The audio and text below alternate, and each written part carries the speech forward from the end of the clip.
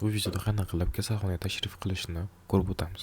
Buning uchun birinchi bo'lib tibbiy muassasaga tashrif qilish tugmani bosamiz va qidiruv strokasida bizga kerakli aptekani nomini yozgandan so'ng bu yerda spiskda bizga kerakli shifoxonani bosamiz. Bosgandan so'ng bizga kasalxona informatsiyasi chiqadi va u yerda shifokorlarning spiskini ko'rsangiz bo'ladi.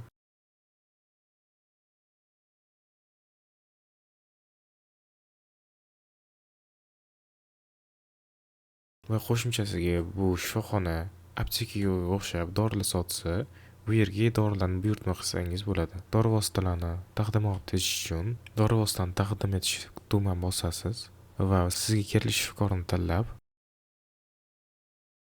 ochilgan spiskda sizga taqdim etgan dorini bosasiz va sizga 4 ta natija javobi chiqib keladi. Birinchisi bu dori vositani tanish va yozib beradi. Ikkinchisi bu dori vositani tanish lekin yozib bermaydi.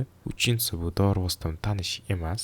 To'rtinchisi bu qandaydir nosozlik bo'yicha yoki shifokor ishda bo'lmasa izoh berib, nimaga bunaqa bo'lganligi uchun, nimaga siz tashrif bera olmaganligingiz uchun fikr yozib davom ettirish tugmani bosib keta olasiz.